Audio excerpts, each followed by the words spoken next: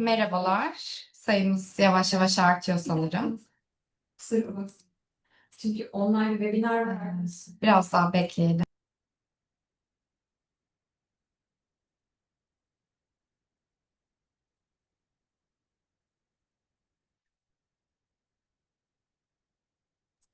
Yavaştan başlayabiliriz sanırım. Hoş geldiniz. Marmara Belediyeler Birliği tarafından MARUF on the Go kapsamında NUMA Urban Mobility Education programı desteğiyle hayata geçirilen NUMA projesi, yani tam adıyla NextGen Urban Mobility Academy projesi hedeflerinden biri doğrultusunda 10 tematik buluşmadan ilki olan sürdürülebilir ulaşımın yol haritası, Feasibility, finansman ve erişilebilirlik webinarımıza hoş geldiniz diyorum tekrardan. Ben Dila Toprak, Marmara Belediyeler Birliği'nde eğitim ve projeler biriminde uzman olarak çalışıyorum. Webinar'ın moderasyon tarafında ben olacağım. Kentsel hareketlilik dediğimizde bildiğimiz üzere günümüzde sadece bir ulaşım meselesi değil. Aynı zamanda sosyal adalet, ekonomik verimlilik, çevresel sürdürülebilirliğin tam merkezinde yer alan çok boyutlu bir konu haline geldi. Bu bağlamda altyapı yatırımlarının finansman modellerine, erişilebilirlikten kapsayıcı ulaşıma kadar birçok konuya uzanan geniş bir çerçevede bu hareketlilik konusunu tartışmak üzere bir araya geldik. Programımız boyunca İngilizce Türkçe tercüme desteği sağlanacak.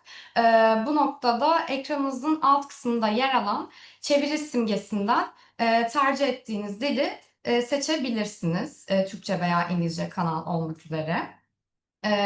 Ayrıca siz değerli katılımcılarımızın da süreç boyunca sorularını bekliyoruz. Sorularınızı da soru cevap bölümünü kullanarak dilediğiniz zaman yöneltebilirsiniz. Şimdi çok uzun da vaktinizi almadan sözü NUMA projesini daha detaylı anlatmak üzere Ekomüz Danışmanlık Kurucusu ve Birleşmiş Milletler Enerji Dönüşümü için Mühendisler Konseyi üyesi Sayın Selen İnal Hanım'a bırakıyorum. Buyurun Selen Hanım. Teşekkürler Dila Hanım. Şimdi biz sunumlarımıza İngilizce devam edeceğiz. AB projemiz olduğu için ve diğer konuşmacılarımız da İngilizce olarak sunum yapacağı için. Dila Hanım'ın dediği gibi ilgili kanaldan Türkçesini takip edebilirsiniz. Şimdi ben müsaadenizle bir sunumumu paylaşayım. Evet, sanırım şu an görüyorsunuz. Görüyoruz. Tamamdır.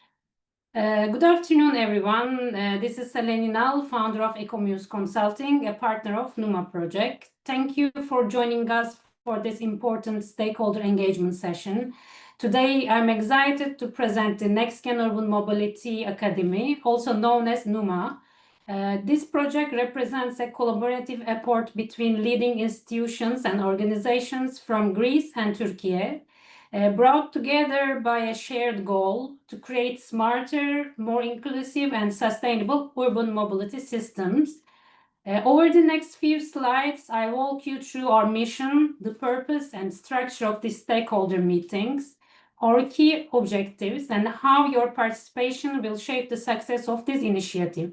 Let's begin by looking at what NUMA is all about. NUMA stands for the NextGen Urban Mobility Academy, a collaborative project involving the University of West Attica, the Marmara Municipalities Union, Arden Project, and Ecomuse Consulting. Our geographical focus is on the urban centers of Athens and Istanbul, two dynamic but complex cities facing intense mobility challenges. By integrating education, research, and business perspectives, we aim to ignite long-term innovation. Our target audiences include both municipal employees and university students, ensuring the inclusion of future leaders and decision makers in the process. One of NUMA's core commitments is to foster gender equity, especially women's engagement in urban mobility planning and implementation. Our approach to education is as innovative as the goals we hope to achieve. We have developed 6 comprehensive course modules combining theory and with real-world hands-on application. These include self-study components to promote flexible, learner-driven education, Each module is designed to promote urban sustainability, innovation, and gender-sensitive planning.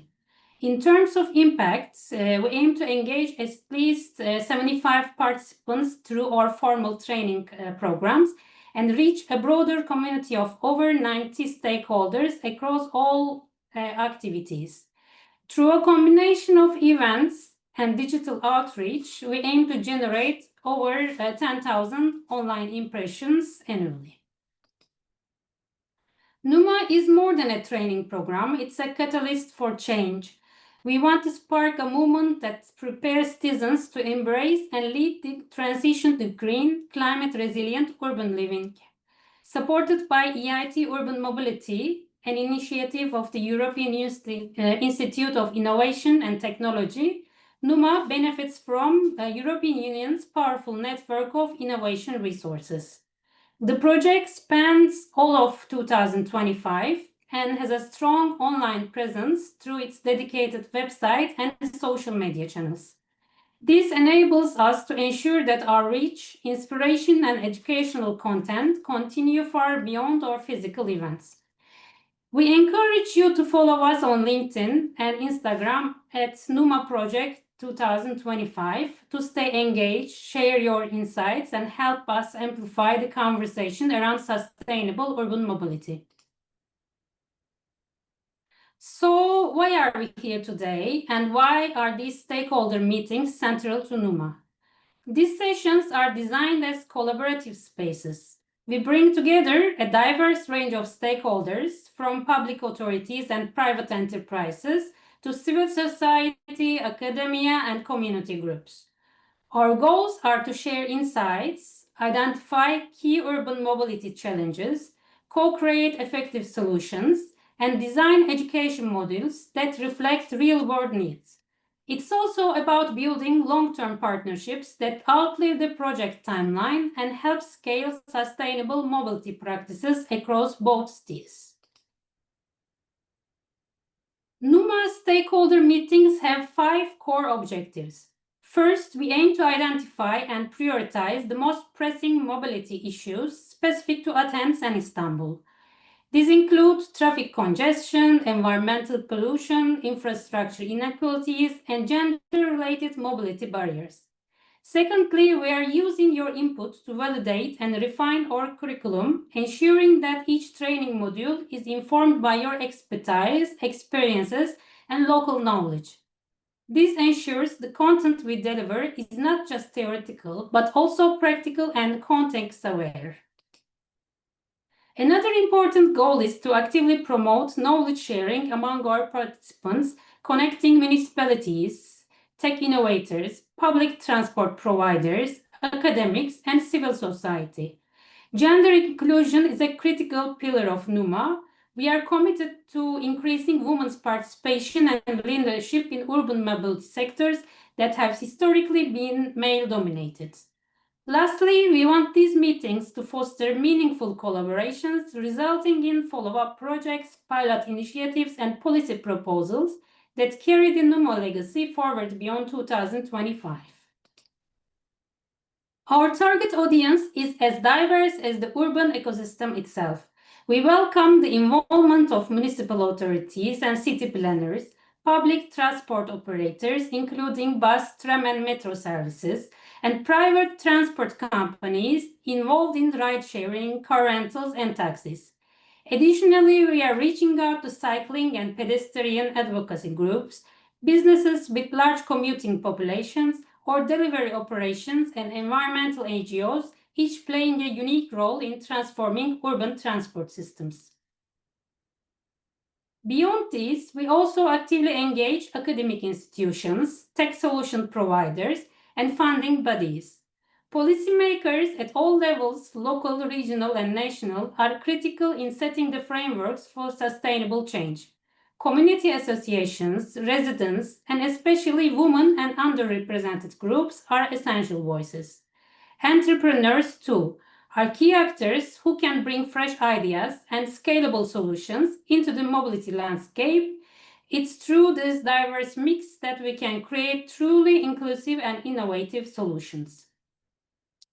By participating in these stakeholder meetings, you are shaping the future of urban mobility. You'll directly influence educational content that will train the next generation of urban transport leaders. This is a chance to network with experts, gain early insights into transformative mobility strategies, and co-create local solutions. Let's not forget the visibility this brings. Your organization will be recognized as a key player in driving sustainable, smart, and inclusive mobility forward. This is not just a project, it's a shared mission, and your voice is vital.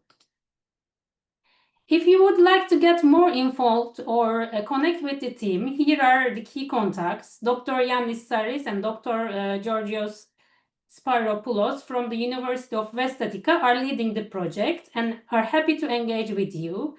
Alternatively, you can also reach out to any of our partner organizations, including the Marmara Municipalities Union, NextGen Project, or Ecomuse Consulting, who are actively involved in driving this initiative forward. You will also find links to the website and social media page of EIT Urban Mobility. Please follow, share your thoughts, and stay updated on future events and learning opportunities. On behalf of the entire NUMA team, thank you again for your presence and contributions today. Together, we are laying the foundation for a more sustainable urban future. Çok teşekkür ederiz Selen Hanım, bize projeyi detaylıca aktardığınız için. Sorularınız olursa soru cevap kısmından projeyle alakalı iletebilirsiniz. Şimdi programımızda kentsel hareketlilik projelerinde yatırım ve fizibilite süreçlerine dair küresel bir perspektif sunacak konuşmasıyla Ulf Larsson'ı davet ediyoruz. Kendisi WSP Küresel Demiryolu ve Ulaşım Teknik Direktörü, aynı zamanda Birleşmiş Milletler Enerji Dönüşümü için Mühendisler Konseyi üyesi. Ulf, the floor is yours. Teşekkürler Dila. Ve herkese oladan sandralar. Ben Ulf Larsson ve İngilizceye konuşacağım. So I will share my screen to begin with. And while I do that, I would like to say that I'm very excited about having this opportunity to present to at this occasion. So please let me know when you start to see my screen. It's a bit slow because I'm sitting from Sweden doing this, and it might be a little bit slow coming up. So We can see right now. Mm-hmm. You can see it right now. Good. So I will be talking a bit about, I'll give you a global perspective on urban mobility and look at what the criteria for investment and the feasibility of mobility projects from a global perspective. Now, as I think Dila said, I represent WSP, and I won't talk very much about my company, but we say that we are visionaries and that we are future ready, and I will come back to that a little bit. But before that, I thought I'll say a few words about myself.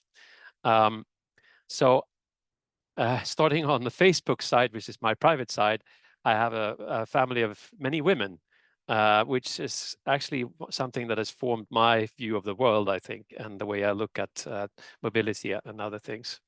I am born and bred in Sweden, but I do count 4 other countries as my home countries, being England, where I studied to take my master's in electrical engineering, and the US, where I've started my working career. I worked a couple of years there. Turkey, definitely, because I had 6 years working in Turkey. And then lately, the last 4 years, I've been mostly in New Zealand.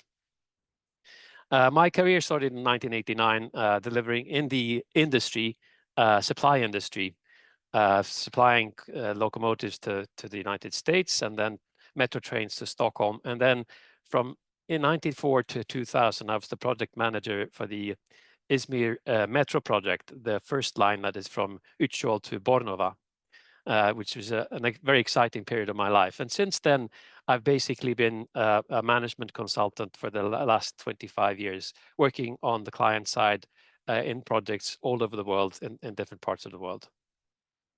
1 year ago, I joined the Council of Engineers for the Energy Transition, which is an independent advisory to the UN Secretary General.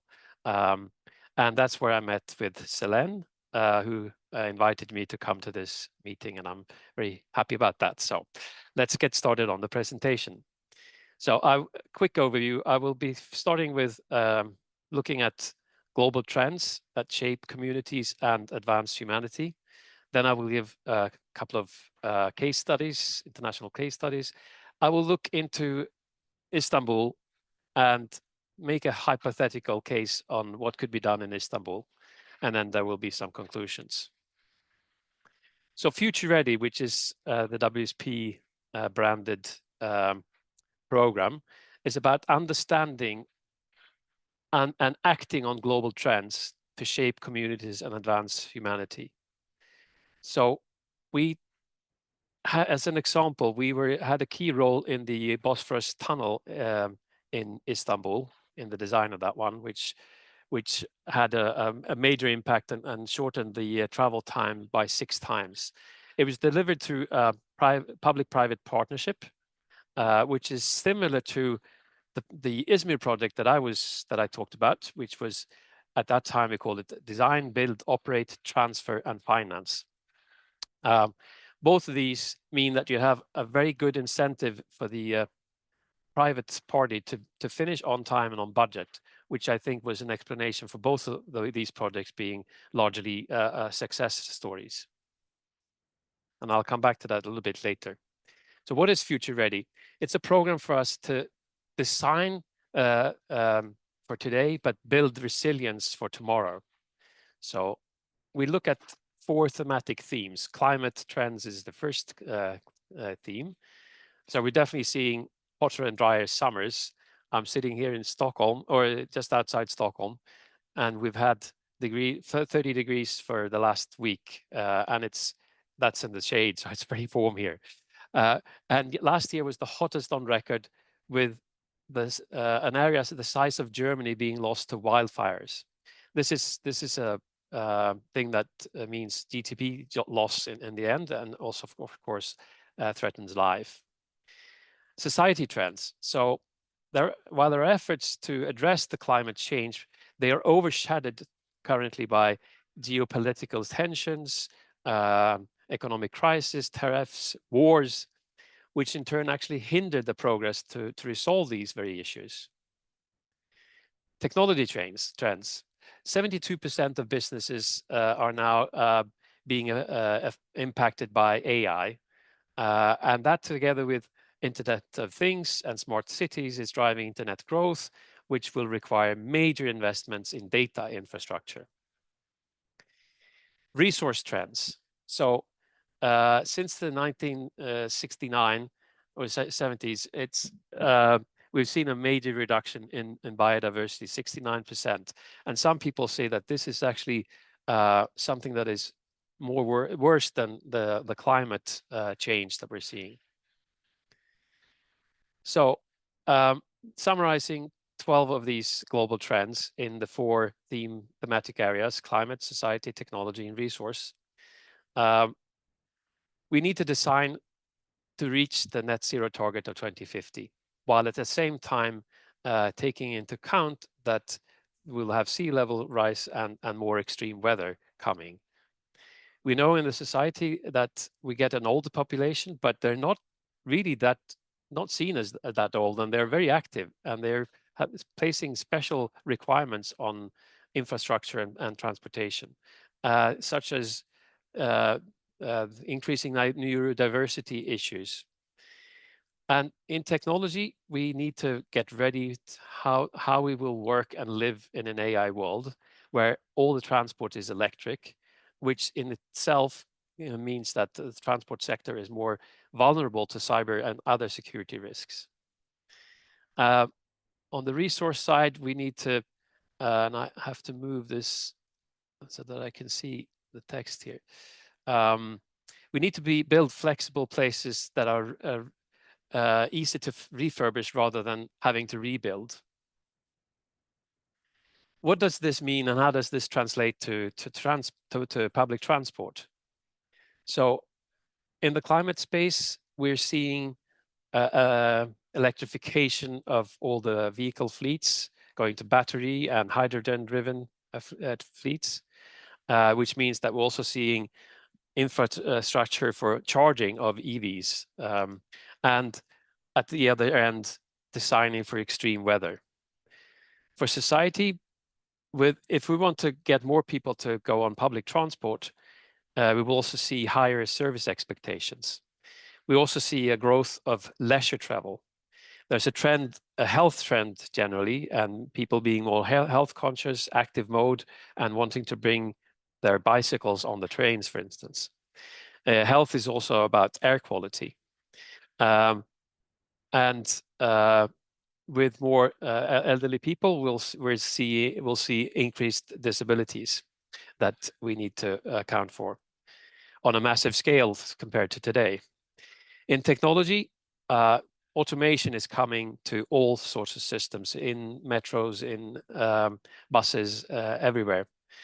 Another trend is looking at the journey from end to end, so that you have mobility as a service. You buy one ticket for all your mobility.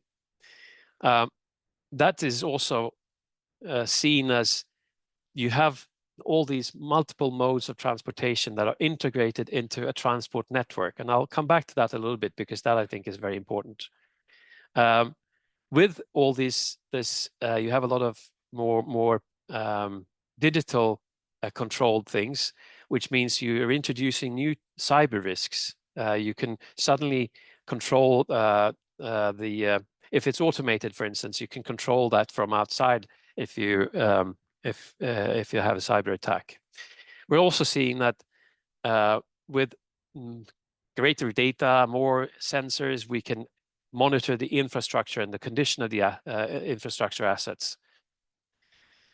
In terms of resources, for design, we need to design more flexible modular components so that we can easily upgrade without having to replace the whole train, for instance, or using reused sleepers when we are renovating the infrastructure. Biofuels is probably a stepping stone for public transport. As I said on the first box on the upper left, we'll see the fleets going to electric and hydrogen. Now, biofuels are very important for aviation to meet net zero. So it's a good thing that the rest of the public transport probably won't need biofuels in the same to the same degree.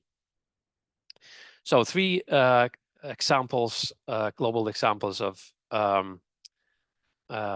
these, what can be done. I have to move this thing away there. There you go.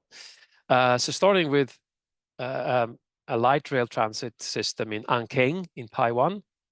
What they have done, they have recognized that they've had a problem with security for women. So they've designed a system where they have specific platform for women to take trains at night. They also have installed safety system to ensure the safety of female passengers during nighttime travel. In the Transbay crossing in San Francisco, when they're now building new lines, they are looking at using lower embodied carbon materials, so materials like green steel, green concrete to a larger extent when they're refurbishing. They're also using vehicle-to-grid technology, which means that they're using the fleet batteries, battery-driven fleets, as part of the national electrical grid, so that they get stability from that. In the UK, they're building a high-speed line 2, and in that one, and I'll have to move this one again. They have a net zero regulation for the operational energy, and that they will have no net loss of biodiversity. They're also having increasing material efficiency, and they're 95% beneficial reuse of site excavations. So this is coming from looking at those trends and identifying what are the issues for this specific project. The examples that I gave in the previous slides needs to be adopted to the specific situation that you have. And I'll come back to that when we come to Istanbul. But before that, so this was all about sort of global mobility trends that we see in general. When we deliver projects, there are also the commercial trends that are different in different parts of the world. And I've tried to define these in these 4 stages of the life cycle of a metro system or any mobility system, from feasibility, delivery, operations to renewals. And then when I actually made this, I realized I had to make a special case for renewals of rolling stock or maintenance of rolling stock and infrastructure, which are a little bit different. And don't worry, when you see this massive text, I'm not going to go through it in detail. I will focus on the feasibility part, but just a few words on the other phases. So in delivery, we're seeing that the delivery models are sort of cyclic, but they're not in sync in the whole world. So in the global south, we see a trend from government to government fund run projects to alliancing and PPPs. And in the US, they're moving from PPPs to alliancing, and in other parts of the world, we're moving from alliancing to PPP. Whereas in Europe, it's very much traditional buying bits and pieces by the client. In operations, we have seen a trend previously going from state-run to PPPs or tendered operations. So you get international competition who's going to be the operator, and all the way to open access, as in Sweden, where anyone can start a rail company and compete on the rail. Whereas in Japan, which is one of the foremost rail markets in the world, they have vertical integration. So you have a private operator also taking care of the infrastructure. In maintenance renewals on infrastructure, we have seen a trend for the last 20, 30 years to go from a state of repairs to planned maintenance, cyclic planned maintenance. And the next step is condition-based and predictive asset management based in performance-based contracts. As I mentioned before, in the high-speed 2 in the UK, we're seeing recycling and reuse and recover of materials. Oh, sorry. So I'm going to focus now a little bit more on the feasibility and business case. And I have worked in many of these different regions around the world and seen that they're using some of the same analysis, but the one that I think to me sticks out as one of the better ones is the 5 better business case model that is widely used in the Commonwealth world. And I've been working in New Zealand and Australia lately.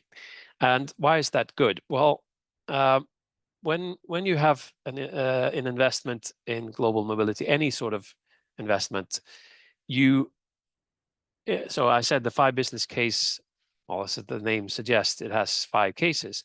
Normally, very often, we just look at the case, strategic case, the case for change. Is there a case to change? And we also look at value for money, so the economic case. What this brings is 3 other cases: commercial case, which shows if it's technically and economically feasible, and financial case shows it is affordable, and management case, is it deliverable? So the strategic case is about, does it align with national, regional, or city level goals? Does it support climate action plans? Is it justified by the passenger demand forecasts or the urban density growth trends? At this early stage, we also look at engaging stakeholders, the communities, have consultations early, make sure that the legal and regulatory compliance is in place before we start investing too much money. The strategic case is often quite a light touch, whereas the economic case, we go into more detailed analysis. So cost-benefit analysis, value for money analysis, social impacts, how does it impact equity, job creation, and environmental sustainability? So these are more costly analyses. And when we come to commercial case, it's even more so. We now look at technical feasibility. So we often do conceptual design. We look at the complexity of the investment, how it integrates with existing infrastructure. technology readiness. So going back to the trends that I talked about before, automation, electrification, cybersecurity. We also look at the risk in construction operations, regulatory and climate risks at this stage. Then in the financial case, we look at where does money come from, and can we afford this? It might be value for money, but do we have the money to actually invest in this? And in the management case, we look at the delivery model. So should it be PPP or should it be other models? Now, what this does is that it gives you a 360 degree on the investment, rather than just looking at the case for change and the value for money. If you look at the other parts, and they're not independent, and you have an iteration between these, but it gives you a 360 degree view on your investment, which I think is very helpful and probably saves a lot of money in the end when you have de-risked the project. So then going into the Istanbul case study, and please forgive me that this is very hypothetical, but I thought I'll try to come with something punchy at the end of this. So already 100 years ago, Kemal Atatürk said that the economic welfare of the nation is directly proportional to the condition of the transport system, which was mainly reiterated 100 years later in the 50-year Transport and Logistics Master Plan by the Ministry of Transport and Infrastructure. I also had the opportunity to look at the Smart City Strategic Plan for Istanbul for 2030, which is identifying 3 main strategic goals: improving transport coordination and public transport, supporting sustainable modes of transport, and reducing traffic congestion. Now, my reflection on this is that, yes, transportation is a mobility system, so all the modes come together as a mobility system, but also that they're integrated with urban development. They go hand in hand with development of the city. Supporting sustainable modes of transport. For this, in my mind, public transport is the capacity backbone, and active modes is for first and last mile mobility. Reducing traffic congestion. Well, there is a simple fact: build more roads and there will be more cars. That's very simple. And we saw that definitely with the Bosphorus Tunnel, that I was very proud that my company has been involved in. I would be even more proud when we come to the next suggested ideas I have, because I think that congestion can only be mitigated by penalizing road transport. So having congestion charging and limiting parking in the center of the city, and use that funding to improve public transport and active modes. This is exactly what has been done in Stockholm over the last 2 decades, where we introduced congestion charging and we have limited city parking, and we're using it to build more metro and improving for cycle lanes, for instance. Now, so the Istanbul case. So Istanbul, with 17 million people, it's the 6th most congested city in the world, with more than 5.5 million cars. And since in the last 2 decades, the road mobility has tripled, whereas only 28% of the trips are made by public transport. And the public transport system is heavily burdened as it is, and it will be the burden will increase over time. And the existing transfers between the different modes of transportation are inadequate, and they require quite long walking distances. This is where the idea comes in. So building sort of an equivalent of the Bosphorus Tunnel, but with a high capacity, high speed metro line connecting the 2 sides of the city on the east-west axis, and integrating at each station with the other modes of transportation. This would make, I think, Istanbul a global mobility icon, which I would be very proud to be part of. So before I conclude, I can't have a presentation without doing some promotion for rail, which is I think we need to shift to rail, because regardless of the other modes of transportation being electrified and going to net zero, electricity will be a scarcity, and trains are so much more energy efficient than the other modes of transportation, by sometimes up to 5 to 9 times more energy efficient, and more space efficient, and very good on high speed. So we need to shift to rail in time before we have too much of these climate changes taking the roads and the rail. With that, I conclude, and what I would like to remind you of is when you're making decisions on investment, the case for change is often there, and value for money can easily be proven, but don't forget technical feasibility, affordability, and deliverability. Remember that transportation is a mobility system made up of all the modes of transportation, and it's integrated with urban development. Public transport should be the capacity backbone, and active modes used for first and last mile mobility. And the final thing that I want to say is that the greenest asset is the one that already exists. So maintain the systems that you already have. Thank you very much. And I encourage you to ask questions once we come to the Q&A session. Thank you very much. Çok teşekkür ederiz Larson'a bu değerli, kıymetli ve gerçekten de bu feasibility boyutunu işte neden yapıyoruz, kimler için ve nasıl yapıyoruzu yani çok boyutlu bir şekilde ele aldığı için tekrardan çok teşekkür ediyoruz sunumu için. Şimdi programımıza Avrupa İmar ve Kalkınma Bankası'dan Londra'dan aramızda olan sürdürülebilir iş ve altyapı yöneticisi olarak görev yapan Emre Oğuzöncül'e bırakıyorum. Buyurun Emre Bey. Hanım, teşekkürler. I'll continue in English.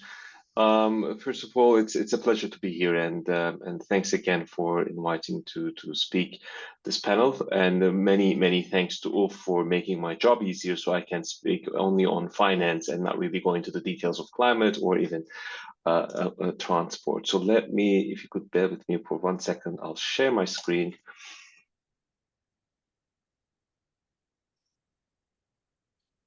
Dila Hanım, can you confirm yes, that? Perfect. Yeah, perfect. All right.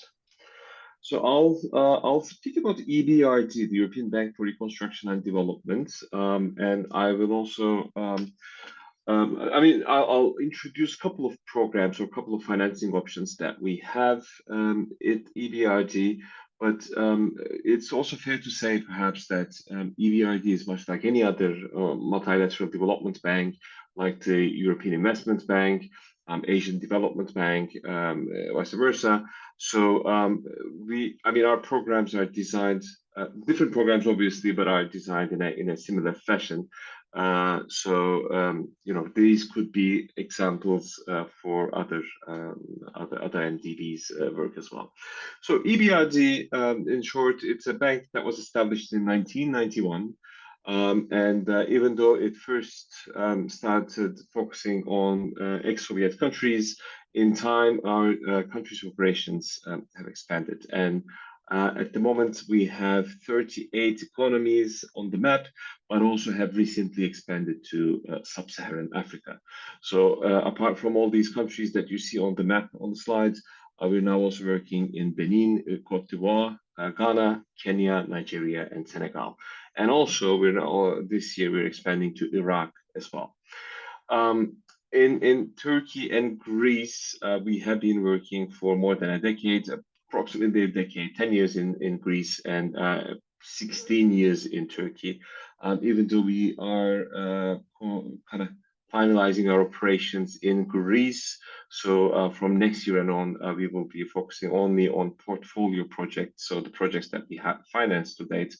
But in Turkey, we are still financing a number of projects in the country. And in Turkey, we are also the largest MDB by volume of business. EBRD is owned by 79 countries, as well as the European Union and EIB. All the countries that are our countries of operations, so all the countries that you see on the map, are also our own shareholders. but so is United States or the EU member states or countries like Japan, Australia, and China and India as well. And how does EBRD work? So we can, our mandate is very clear. The mandate is to focus primarily on private sector projects, but we can definitely work with central governments, local governments, so municipalities, municipal companies, utilities, as well as financial institutions, so local banks, commercial banks, and of course, private sector companies. We offer plain vanilla loans as much as any other, let's say, commercial bank offers, but also can structure different products. We're very much interested lately, as you can imagine, on green loans, sustainability-linked loans, and also participating in bond issuances like green bonds, sustainability-linked bonds.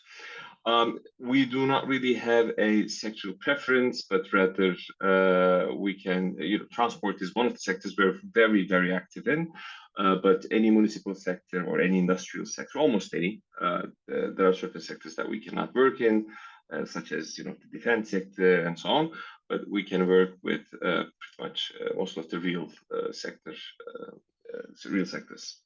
We can also participate in equity as well. So this is the previous slide talked about mostly about the EBRD finance, what it is that EBRD by itself does.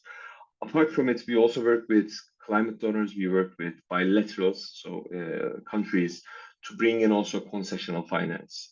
What is concessional finance? Basically cheaper finance than EBRD can offer. But then this usually comes with a specific theme or technology. We have different programs, and in these programs, I'll get to that in a moment, we offer these concessional finance opportunities, again, which covers cheap financing, free financing, so grants as well, but also first loss covers or guarantees. We also support the projects with technical consultancy, technical assignment support. So it's not just the project that we finance, but we also take care of the feasibilities, the DDs, depending on the project. Apart from these green investments, we also work with our clients on policy dialogue. We work with the governments, national governments, but also with the local governments, so municipalities, to help their strategic planning, to help with regulatory support, and so on. I'll give some examples in the next slide. So I'll mention two flagship projects of the bank. One of them is EBRD Green Cities. This is actually the project that I have been working on in the last 5 years or so and managing. So EBRD Green Cities is a 7 billion euro framework, primarily targeting municipalities, municipal companies, and other urban infrastructure investments, private or public sector. At the core of the program, apart from financing the infrastructure investments in sectors such as urban transport, but also solid waste management, water supply or wastewater, district heating, buildings energy efficiency, anything you can think of, and that could be under municipal infrastructure investments. We also support municipalities to develop what we call green city action plans. These are usually short to medium term, so 5 to 10 year timeline action plans that help the cities prioritize their green actions, whether they are climate change mitigation or climate change adaptation or other environmental or nature-based investments or solutions. We do have eligibility criteria, so any city for any city to join EBRD Green Cities program, at first there needs to be a trigger investment between EBRD and that relevant city. So there needs to be a financing made by EBRD to the city. Only after that, the city can actually join EBRD Green Cities. And there is a population limit, 50,000 for any city.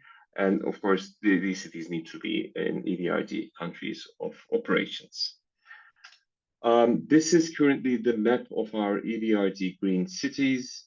In Turkey, we have 5 cities today: Istanbul, Bursa, Ankara, Izmir, and Gaziantep. In Greece, we have not had any green cities to date, and it's very unlikely given that we will be focusing mostly on portfolio projects going forward. But we are also trying to expand our green cities network in the countries of operations, and this will also include this expansion in the next few years will also include sub-Saharan African countries as well as Iraq. This map shows in navy blue the cities that have completed their Green City Action Plans. Just to give you an example, and I actually have a slide on this one later on, Istanbul has completed their Green City Action Plan recently this year and has only uploaded their the action plan to their website and also the EBRD Green Cities website yesterday. So that's quite fresh out of the oven, let's say. So what do we do on the green cities? This is just one example from Vilnius, from Lithuania. Earlier this year in January, we supported the city's investment for a fleet renewal. The city invested in 73 new e-trolley buses and also 85 battery e-buses with the goal of reaching zero tailpipe emissions. We worked with, the project was co-financed by the Nordic Investment Bank. So it was a 50-50, 40 million from EBRD and 40 million from Nordic Investment Bank. And the idea was also to, reduce greenhouse gas emissions and also lower noise levels. This is just an example of a project. We have different projects in pretty much all areas that Ulf mentioned in his slides, from even, let's say, aviation sector, even though it's not really cities in our eyes, it's more like a national transport infrastructure project. But we also support rail infrastructure. We support maritime transport as well. So again, anything that you could consider under the transport sector. And then, as I mentioned, we support the cities with developing their Green City Action Plans. This is just a couple of snapshots from the Green City Action Plan that you can find online. Istanbul has a number of actions and measures already identified, some of them actually predating the Green City Action Plan itself. But what the Green City Action Plan does is it brings together all the relevant investments, and the idea is that the Green City Action Plan prioritizes the city's investments in the next 5 years. That's at least the case for Istanbul. I remember again from Ulf's slides, and thanks again, Ulf, the Hızray project, which is like the Elizabeth line of Istanbul, if you could compare that to that of London. The Crossrail project across Istanbul is again one of the, and actually the largest project in the city's action plan. On the right-hand side of the slide, you can also see the another action that's looking at the decarbonization of the maritime fleet. You could definitely find the action plan by just Googling. I'll touch upon another flagship project of EBRD that has been there for some time now, for about 15 years, actually more than that, the Green Economy Financing Facility. So I mentioned earlier that we do not only work with the private sector or the municipalities, governments, but also with the financial sector. So what EBRD does under the Green Economy Financing Facility is we lend to local banks, commercial banks in our countries of operations, and these banks then on lend to their own clients. This is mainly done to support smaller in size projects, because EBRD, after all, is a bank of 2,000 and 3,000 people. There's only so much that the bank can do directly, but then we rely on our partner banks, commercial banks, who can help us reach to more projects with, again, concessional loan options and sometimes even grants. Within this green the Green Economy Financing Facilities world, we also have a quick, let's say, a wide list of products and also and vendors, which could be just getting a kind of a quick check, a quick tick from our consultants. You could already access it by just going to the Green Technology Selector on EBRD GEF feasibility.com. There we're listing from electric buses to forklifts, from harvesters to mopeds and motorcycles. Anything that our local banks can finance basically right away. If there is a product that's not listed on the whitelist, that's not really a big concern, because we can always, our consultants can always add new products to these lists. And if there is any, let's say, it's sector that's not covered by this list, then we can always ask our consultants to assess those projects individually as well. Just to give one other example from Slovak Republic, our partner bank in the country helped us renew the fleet, the municipal transport fleet of Žilina city, and pretty much the same, let's say, project as the one that I shared in EBRD Green Cities. And the investment size was much smaller, of course, only 2 million. This is the end of my presentation. Happy to take on questions. Thank you once again, and back to Dila. Thank you. Teşekkür ederiz Emre Bey. Özellikle bu finansman modellerinde bizler de Marmara Belediyeler Birliği olarak yerel yönetimlerden böyle sıkça sorular alıyoruz. Özellikle son kısımdaki ekipman kısmında da. Şimdi soru cevap kısmına geçebiliriz. Aslında webinarın sunumları bu kadardı. Bize Yasemin Hanım da destek olacak soru cevaptan. Sorularınızı o kısımdan yöneltebilirsiniz. Sanırım bir soru gelmiş sanırım. Yasemin Hanım, ben size devrediyorum. Evet, şimdi sorular gelmeye başladı. Ben tabii dinleyicilerimiz sağ olsunlar İngilizce olarak yönelttikleri için soruları ben de doğrudan İngilizce soracağım.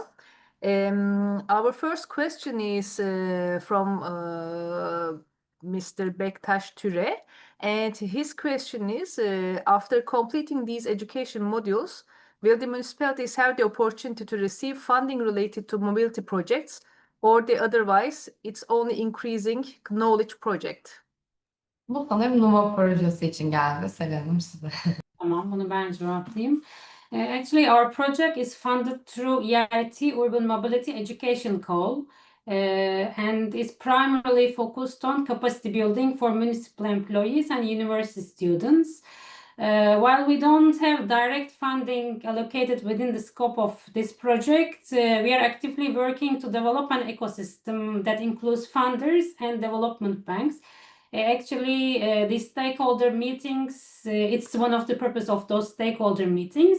So although we will not be directly providing any funding, for example, if you are in need of funding for a technology development related to urban mobility, then there are already existing some funds and project funds from EIT Urban Mobility, or depending on the size of the project, etc., you can apply to, let's say, for big projects to EBRD, or for rather smaller ones to GEF facility of EBRD, or other, let's say, development banks, some EU projects. We will be just, educating the municipalities and university students about the concepts, about the innovation, and also how they can prepare these feasibilities, what are the possible funds, and how they can connect within a network ecosystem of funders, actually. Thank you, Selen, for the answer. I have a question for Ulf now. In your experience, how does Turkey compare in global urban mobility investments? Oh, that's a very good question. I must admit that I haven't followed the Turkish scene that much in the last 2 decades after my project in Izmir, but my experience is perhaps a bit outdated. But when I look at what has been achieved, what I can see, and the way that I perceived it when I was working in the Izmir project, is that Turkey has an advantage compared to many parts of particularly Europe, where it's so difficult to come to a decision to start a project. Because we have so many regulations or compliances that need to be taken care of. In my world, I talked about these 5 business cases, but still, if if it's good enough, start building it. If you have consensus, start building it. And that's what Turkey has shown, I think. When I was in the project in Izmir, we had a change of Lord Mayor, and the new Lord Mayor wanted a different line than the previous one, but the decision was quick, and we got started, and we still finished on time. Turkey has shown that you're quick to start things and actually being able to finish. So I would say that yes, Turkey and the Turkish people, as I know them, are very flexible and not so hindered by all this bureaucracy that we see in Europe. Thank you so much, Ulf. And now I have a question to Emre. Following your answer, in your presentation, you had a section where you were describing about how different institutions can get a credit line from EBRD. When it comes to the municipalities, I think the eligibility criteria for municipalities becomes quite problematic, as you may experience. So, what kind of opportunities could municipalities find? I think this is the most critical question in this part for the municipalities. Thank you, Yasemin. That's actually a very difficult question, but very good question, because it changes from country to country. So we don't really have one single response for every single country, because the regulations change in the countries, and also EBRD's exposure, or the projects that we are financing, we can finance in size changes as well. So in Turkey, we are used to looking at projects that are in, let's say, 100 million euros or above projects. We have supported the city of Izmir with their maritime fleet. We have supported them also with the metro line. Same thing in Ankara with buses and also the metro line. Istanbul, our exposure to Istanbul municipality is almost entirely on the metro projects. So I'm talking about very large projects in Turkey. In Gaziantep, we have a smaller project, actually, a solar PV project, as well as a water project that was done with İlbank, not with the municipality, but through İlbank and the Ministry of Treasury and Finance. So it really changes. If you move away from Turkey, if you look at Kosovo, for instance, much smaller country in size, the project size goes down significantly. From 100 millions, we then start speaking about 15 to 10. But that's why we have in Turkey, for instance, a very strong green economy finance program with many local financing institutions, banks, and also leasing companies in the country. So that's how we are trying to reach to many different clients, municipalities as well. The criteria that I showed on my slides is not a criteria to work with EBRD. It's actually a criteria to be admitted to Green Cities Network. Green Cities Network is responsible for approximately 60 to 70% of EBRD's municipal exposure.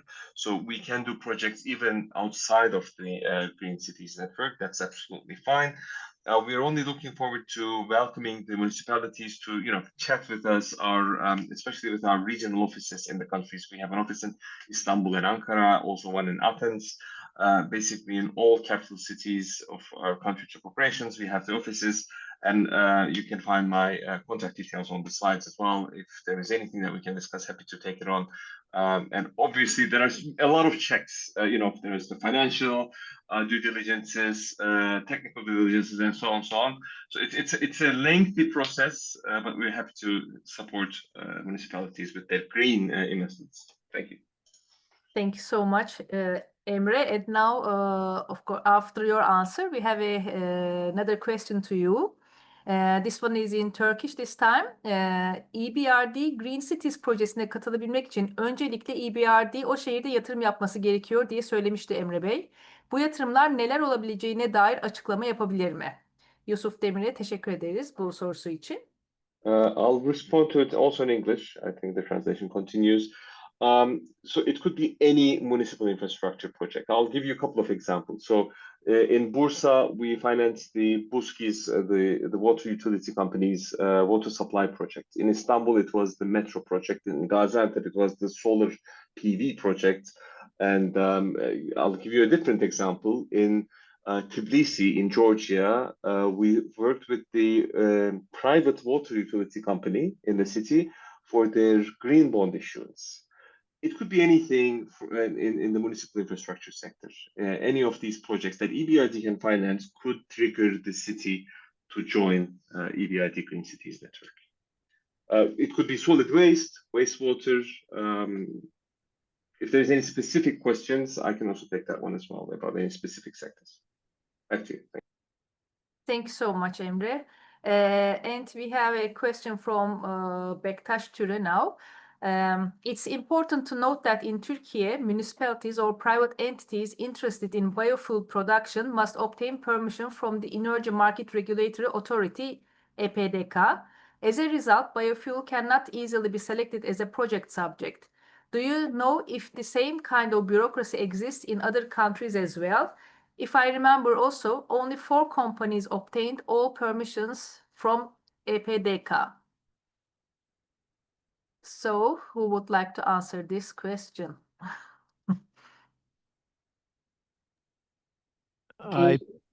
Yeah, please go. So I guess the question was, to start with, the first question was whether that kind of bureaucracy exists in other parts of the world. And I wish I could say that I know the answer, but I would say that I haven't heard of that formal requirement in New Zealand, Australia, Sweden before.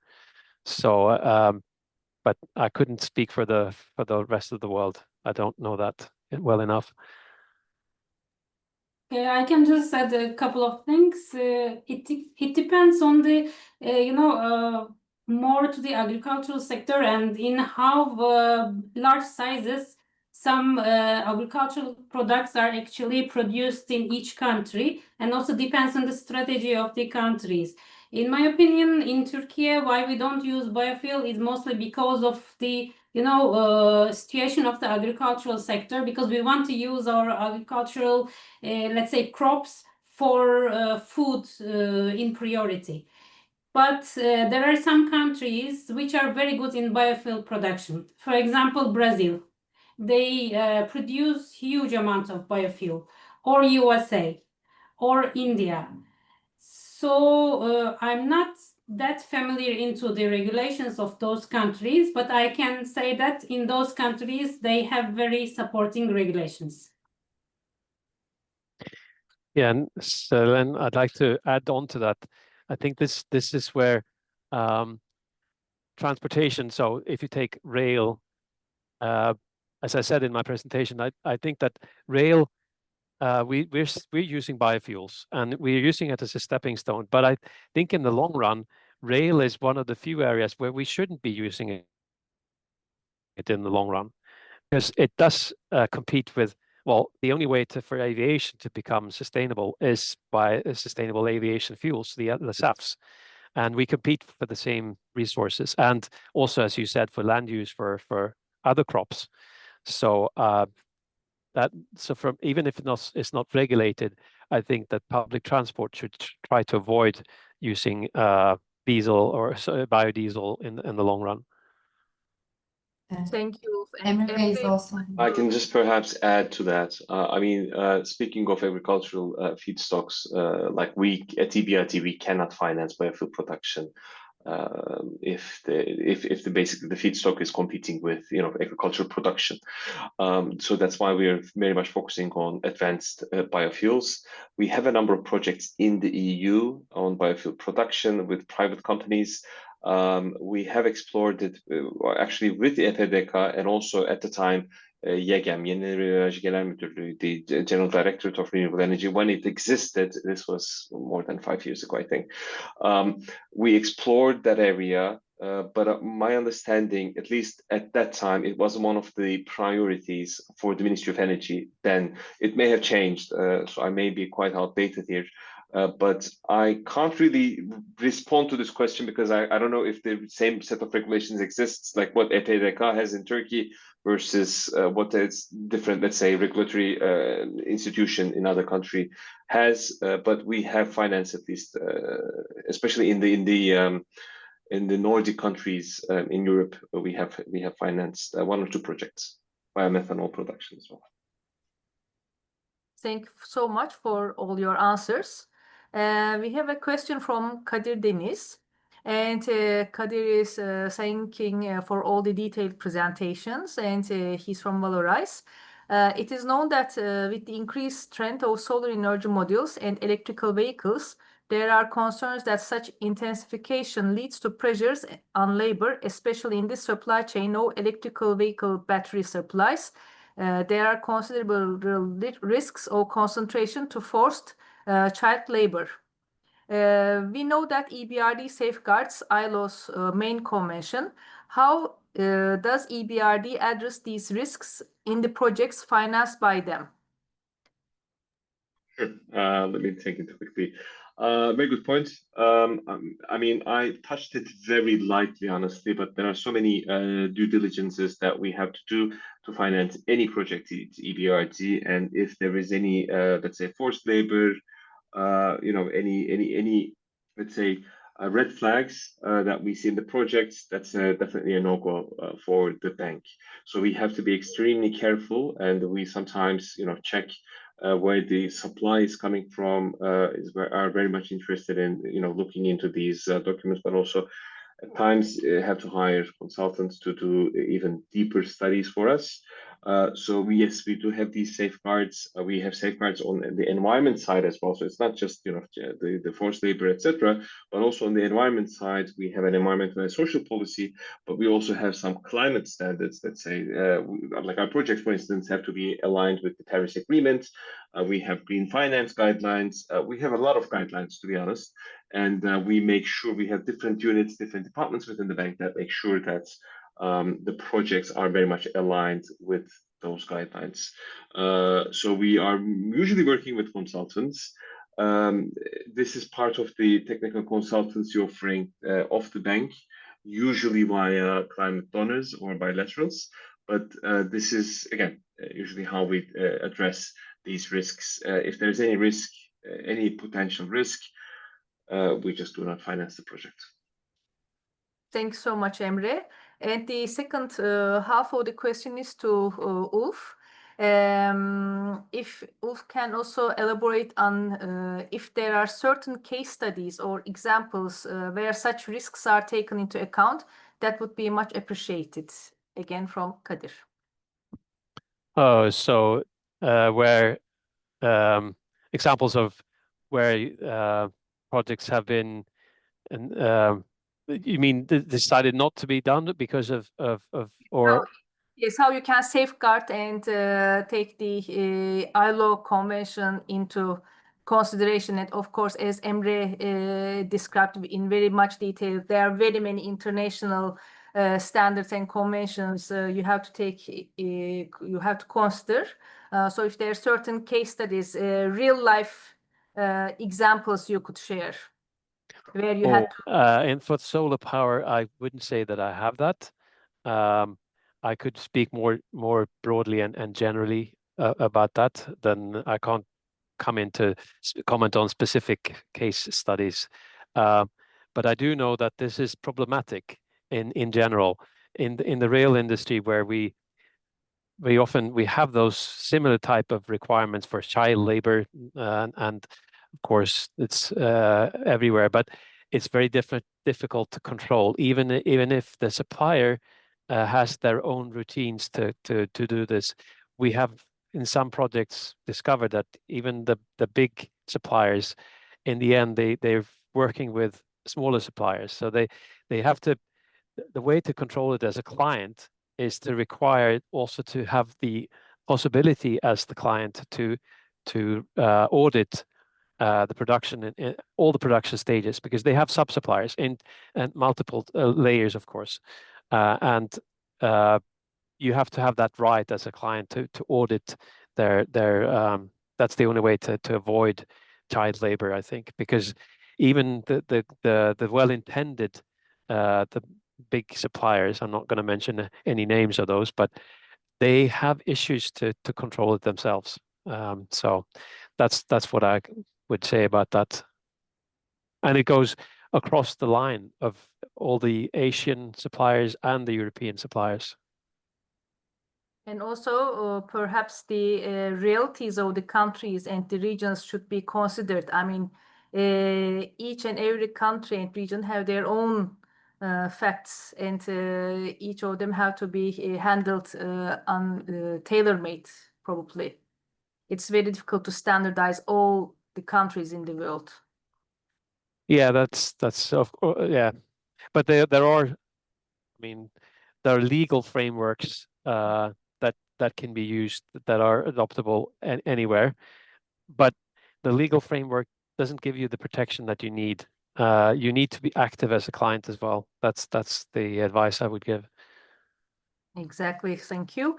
And Mr. Ture, coming back to the previous question, would like to further extend the conversation we had before this question. And he's referring to the production of biodiesel from waste oil in terms of protecting the water and not having further water pollution in the region. So perhaps we can go back to this question again. If biodiesel, producing biodiesel would be in terms of good for preventing the water pollution. So Emre has an answer there. I'll just give a very quick response to this. I mean, yes, this is basically what would align well with our green criteria, because this is valorization of waste, which is waste oil, being converted into biodiesel.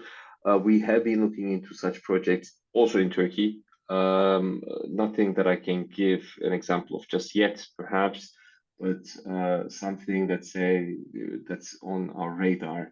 But yes, some of the regulations in the country, but also elsewhere, sometimes could make it difficult for such projects to come larger in scale. So it could be a little bit difficult for EBRD to at least directly finance such projects, because we are, as I mentioned, more interested in somewhat larger projects than very small projects. For small projects, we have the GEF program. Thank you. Thanks so much, Emre, for your answer. We have a question from Georgios Syropoulos. Thank you for the excellent presentations. Considering Greece's specific urban mobility landscape and the ongoing efforts for sustainable urban mobility plans implementation, what are the most promising and accessible EU or funding mechanisms available for Greek municipalities and local companies looking to directly invest in and improve urban mobility infrastructure and services, particularly for climate neutral and smart city goals? Do you know any future plans for Greece? Let me try to take this one. We haven't done much of municipal business in Greece. So I can only mention InvestEU program, because we have been using it in other member states very often. But again, it's definitely, I mean, Greece is definitely eligible for InvestEU. Let's begin with that. So that's a great program that we usually go to even within EBRD for guarantee mechanisms and such. And at times also for even grants that are more fully focusing on the technical consultancy assignments. But I can't give you any examples, because we have limited exposure to municipalities in Greece, very limited exposure as EBRD, because EIB is a little bit more active there. And I cannot give you anything else, but then, climate donors such as Global Environment Facility, Climate Investment Funds have programs for many countries, but then EU member states are not usually at the receiving end of most of the climate donor programs, mainly because these are more, let's say, developed states. Same thing with Turkey and Green Climate Fund, for instance. Turkey is not eligible for Green Climate Fund. Neither is Greece, by the way. Thanks so Emre. Yasemin, I would also recommend, going through the webpage of the European Investment Bank, as Emre told, because usually the infrastructure projects, the bigger size, which require bigger funds, for the EU member country investments are funded by the European Investment Bank. But also there are some other projects within the Green Deal, specifically targeting the EU countries, especially for bringing all of them to the same level of development within green transition. So I'm sure that there are plenty of funds for Greece for those investments. And lastly, sorry to intervene, but there's modernization fund. I know it's more limited for Greece compared to many other EU member states, but that's just another option that's sitting there. But I can't give you any more details. I just don't know. Thanks so much for the answers. And we have one more question to Ulf. Is the future-ready approach unique to WSP? Could you tell us a bit more what WSP is and does? Thank you very much. Good question for me, I guess. So Future Ready is unique. We have branded that as our own approach. Other consultancies have other ways of doing it. I also saw that in one of the documents that Selen gave me, I saw that Future Ready trends were analyzed in a similar way. What we have done with this is that we have, so WSP to begin with is one of the largest professional service suppliers in the world, 75,000 people employed by the company, and we're active in 39 countries.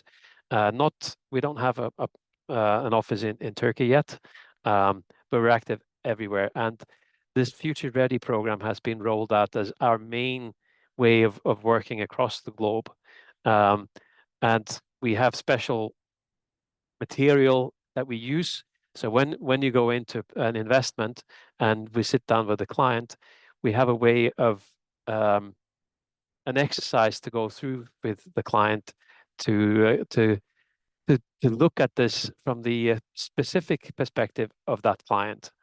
And all this material we've developed over the last 10 years. So I would say the Future Ready program we have is unique in that it's such a well spread and systematic way of doing this. And we've shown again and again that by doing this, we do look at more of the future resilience that we need to build in than we would have otherwise. Because again, it's about not just looking at what we need for today, but what comes in the future. So I hope that's an answer to that.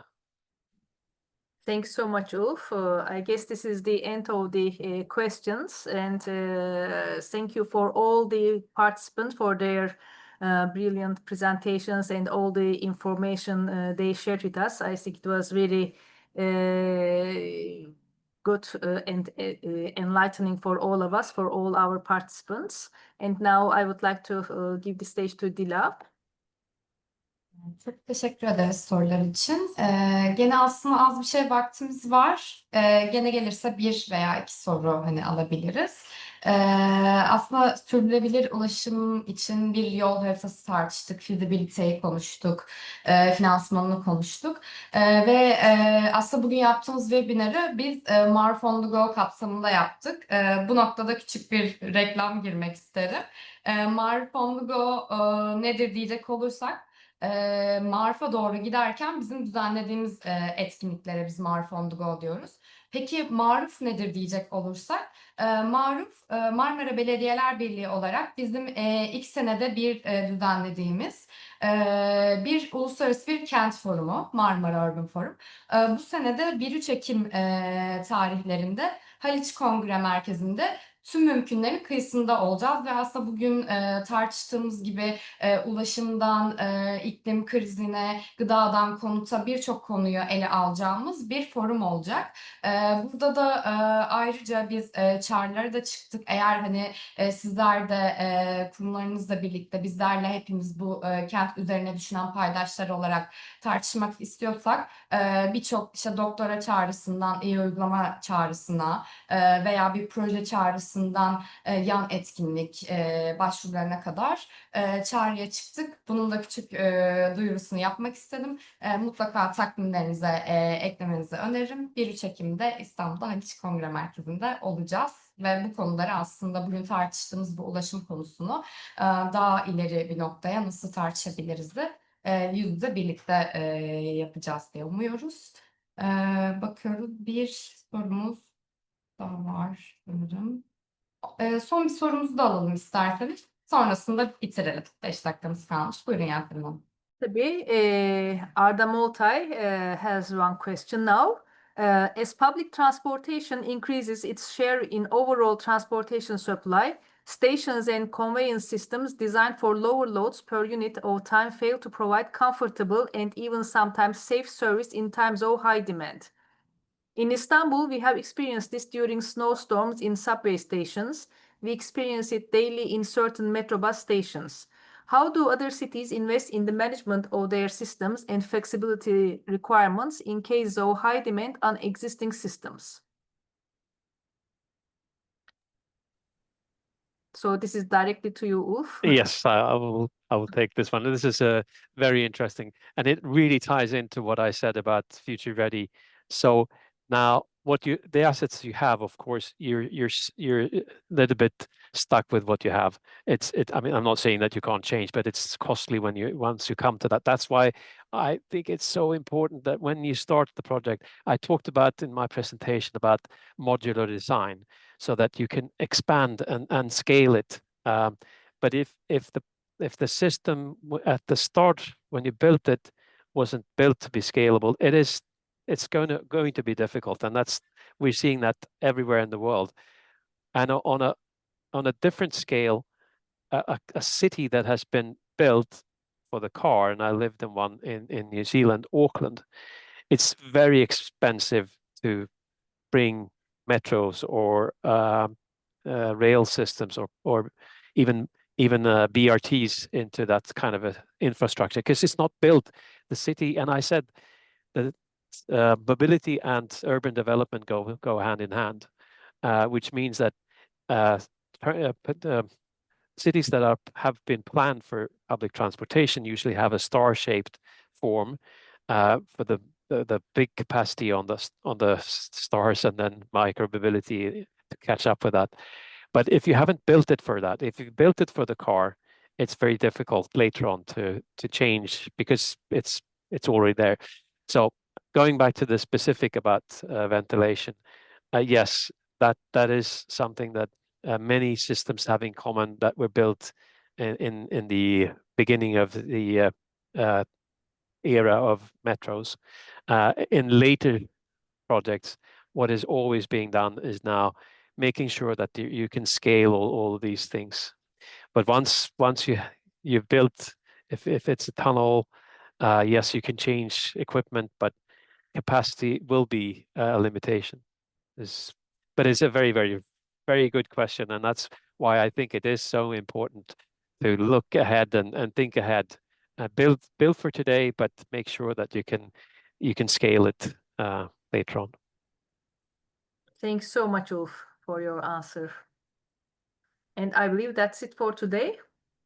Evet, sanırım sonuna geldik vaktimizin. Gerçekten çok keyifli, dolu dolu 1,5 saat geçirmiş olduk. Başta Ulf Bey, Emre Bey, Selen Hanım, Yasemin Hanım ve bugün bizimle olan tercüme kısmında yer alan Atakan Bey'e teşekkürlerimi sunuyoruz. Ve tabii ki de değerli katılımcılarımıza başından sonuna kadar webinarı gerçekten iyi bir kitleyle takip etmiş bulundular. Çok teşekkür ediyoruz. İlerleyen ilgili ve benzeri içeriklerimiz için ilerleyen günlerde yine Yerel Yönetim Akademisi'ni takip etmenizi öneririz. Oradan da yeni webinarlar veya atölyeler diyelim çağrısına çıkacağız. Çok teşekkür ederiz tekrardan. İyi günler diliyoruz. Teşekkürler. Güzel haftalar herkese. Teşekkürler. Teşekkür Thank you. ederiz.